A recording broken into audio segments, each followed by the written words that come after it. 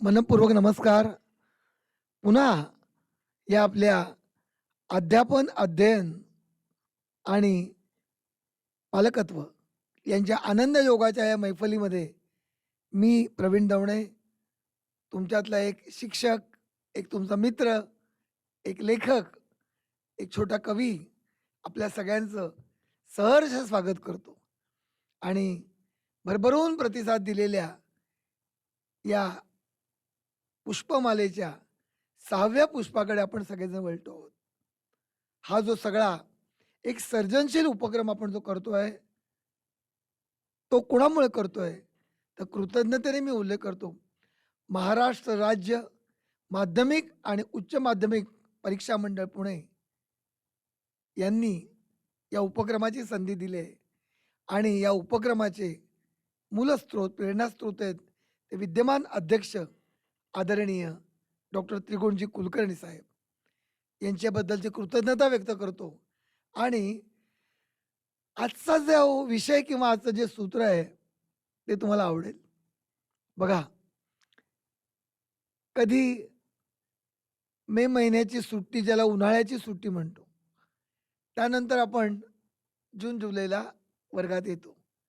मुलं येतात, आपण जातो. पालकांना पण वाटतं की चला, शाळा सुरू झाली आता मुलं शाळेत जाणार. कधी दिवाळीची सुट्टी असते, कधी नाताळची असते, गणपतीची काही दिवस असते. या सुट्ट्यानंतर लेकरं आपल्या वर्गात येतात. मित्रांनो, आजचं माझं जे सूत्र आहे ते याच विषयावर आहे. तुम्ही अचंबित झालात की आता काय बोलणार आहे सर? सुट्टीनंतरचा पहिला तास. काय म्हटलं? सुट्टीनंतरचा पहिला तास. काय असतं? शाळा जशी लेकरांची वाट पाहते. मी काय म्हटलं? शाळा. रिकामी शाळा भगवत नाही हो. मध्यंतरी काही वर्षांपूर्वी जो एक काळ आपल्या आयुष्यात आला, की ज्याचा मी उल्लेख करत नाही, की त्या काळामध्ये आपण वर्ष दीड वर्ष जाऊच शकलो नाही कुठे. फक्त तोंडाला मास्क बांधायचा, घरातच थांबायचं, जमलं तर घरातच अभ्यास करायचा. पण शाळेची इमारत बघवत नसे. ती जी बेल आहे ना शाळेची, ती पण मुकी-मुकी होती. तिला वाटायचं बेलला केव्हा एकदा शिपाई दादांचा टोल पडेल आणि मुलं वर्गात नाचत जातील किंवा येतील. खरं सांगू, शाळेच्या इमारतीला पण प्राण असतात. मी तर असं म्हणेन, की घरात जशी आई, तशी शाळा पण शाळाही असते. तर ही शाळाही पण सुट्टी संपण्याची वाट पाहते. आपण जातो सुट्टीनंतरच्या पहिल्या तासाला. मग काय घडतं तेव्हा? काय घडतं? काही जण काय करतात, 2-2.5 महिन्याच्या सुट्टीनंतर मुलं जरी वर्गात आली, की लगेच उघडतात. चला, पहिला धडा सुरुवात. किंवा दिवाळीनंतर असेल, पान नंबर 69 सुरू अभ्यास. ती मुलं काही दिवसांच्या सुट्टीनंतर मनाने पण जरा वेगळी असतात. एकदम जायचं आणि वर्गात जाऊन पान नंबर 70, पान नंबर 72. अरे, खरं सांगा, रेल्वे सुद्धा आपले रूळ बदलताना, चांदे बदलताना थोडी स्लो होते ना. एकदम नाही बदलत. म्हणजे मुंबईचे तुम्ही असाल तर माहिती आहे की हार्बरवरून सेंट्रल खाडकन नाही येत. थोडी थांबत ती येते आणि मग गती पकडते. मला आपल्याला हीच विनंती करायची आहे, की सुट्टीनंतरचा पहिला तास लगेच शाळेच्या पुस्तकातला अभ्यासाने नका सुरू करू. बघा पटतंय का? आपणही सुट्टीतून आलेलो असतो. आपल्या पण मनाला गती यायला वेळ लागते. विद्यार्थ्यांना पण वेळ लागतो. केव्हा तरी असं विचारूया ना, की बाळांनो, या 10-15 दिवसाच्या सुट्टीत तू काय केलंस? सुट्टी तू काय वाचलंस? काही वाचलंस का? काय केले तुम्ही उपक्रम सुट्टीचे? हे शिक्षण आहे हं. मी वर्गात हे उपक्रम घ्यायचो. नम्रतेने सांगतोय. आणि तुम्हाला आश्चर्य वाटेल, की काही-काही मुलं सांगायची, "सर, छत्रपती शिवरायांचा प्रतापगड बघून आलो." मग माझा पुढचा प्रश्न, "काय पाहिलंस गडावर? काय वाटलं पाहताना?" आणि मग तो बोलायला लागायचा.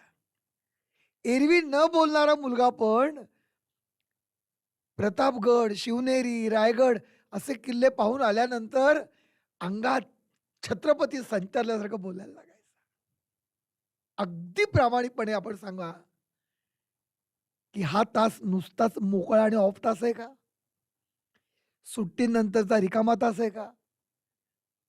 त्यांनी पाहिलेले गड जर तो वर्गात सांगत असेल, तर सांगण्याची त्याची क्षमता वाढली. आपल्या वर्गातला एक विद्यार्थी एक गड पाहून आला, त्याची माहिती ऐकताना मुलांना गड पाहायला बघावेसे वाटायला लागले. आणि माझ्यासारखा शिक्षक मग विचार करतो, की "अरे वाह! या मुलाच्यामध्ये चांगला वक्ता आहे. उद्याचा चांगला लेखक आहे." मग माझ्या अध्यापनातून असा लेखक आणि वक्ता सापडणं, म्हणजे पण महाराष्ट्राला काहीतरी देणं आहे की नाही? सुट्टीनंतरचा पहिला तास हा सर्वार्थाने नवं होण्याचा तास असतो. नवं म्हणजे ज्याप्रमाणे आपण एखाद्या कार्यक्रमाला सदरा आणखीन नवेपणाने घालून जातो. त्याप्रमाणे सुट्टीनंतर आपण जेव्हा वर्गात येतो, तेव्हा शिक्षक पण समृद्ध झाला पाहिजे. राग मानू नका. पण स्वतः माझं एक म्हणणं आहे, मी त्याचा उपयोग केला. हे मी अगदी नम्रतेने सांगतो, गैरसमज करू नका. रागावू पण नका. 15-20 दिवस अखंड आपल्याला वाचन करायला मिळतात. चांगलं बघायला मिळतात. जुने राहिलेले काही अभिजात चित्रपट बघायचे असतात. काही नाटकं बघायला वेळ नसतो मिळालेला. या सुट्टीत माझ्यातला विद्यार्थी समृद्ध होतो आणि शिक्षक म्हणून वर्गात जाताना मी नवेपणाने येतो.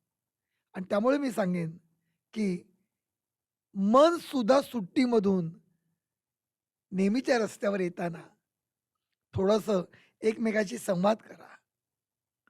दुसरं मी म्हणेन, नवेपणाच्या तयारीत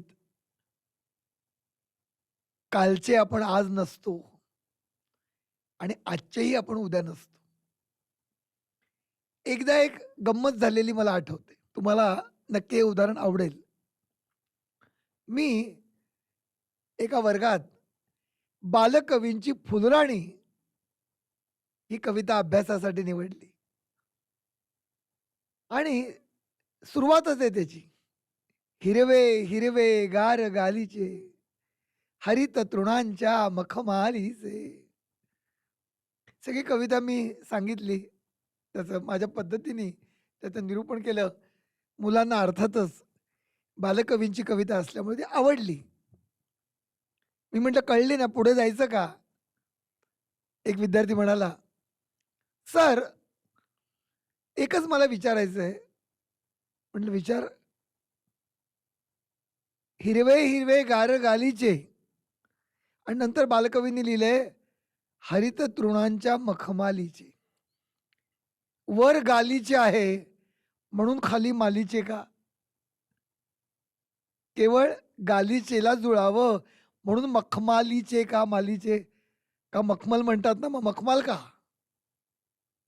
शिक्षक मित्रांनो, माझ्या मेंदूपासून अशी वीज सळसळत गेली, वीज. मी विचारच केलेला नव्हता. मी अनेक वर्ष ती कविता वर्गात सांगत असेन. पण त्या एका मुलाच्या प्रश्नाने माझ्या मेंदूवरची धूळ झटकली गेली. मखमल मग मखमाल का? आणि मग मी त्याला त्या क्षणी त्याच्या प्रश्नामुळे मला सुचल्यामुळे सांगितलं, की हिरवळ अधिक दाट वाटण्यासाठी, हिरवळीची उंची वाढवण्यासाठी बालकवींनी मखमलची मखमाल केली. कारण हरित तृणांच्या मखमालीचे, ती मखमल मखमाल झाली. मुलांनी टाळ्या वाजवल्या. मी पण टाळी वाजवली मला. का वाजवली? तर मुलं जसं माझं पहिल्यांदा ऐकत होती, तसं मी सुद्धा माझं पहिल्यांदा ऐकत होतो. मी नवा झालो होतो. मुलांच्या प्रश्नांकडे केवळ प्रश्न काय विचारतोस गप्प बस, असं म्हणण्यापेक्षा विचार केला पाहिजे. आपल्याला त्या क्षणी उत्तर येत नसलं, तर 2 दिवस विचार करायला दे, नंतर मी सांगतो म्हटलं पाहिजे. मुलंही नेहमी आपल्यावर प्रेम करतात, आदर देतात. म्हणून हे नवेपण, सुट्टीनंतरचं नवेपण आणि रोजचं नवेपण, पण नवेपणाला सुट्टी द्यायची नाही. नित्य नवं जगा, हे सांगणारं आजचं हे निरूपण तुम्हाला कसं वाटलं? तुम्ही नक्की कळवाल. पुन्हा विनंती करीन, की या मैफलीला, या चॅनेलला तुम्ही सबस्क्राईब करताच आहात. पुन्हा एकदा करा आणि 6व्या भागाकडून 7व्या भागाकडे माझ्याबरोबर निघायला सज्ज व्हा. धन्यवाद. नमस्कार.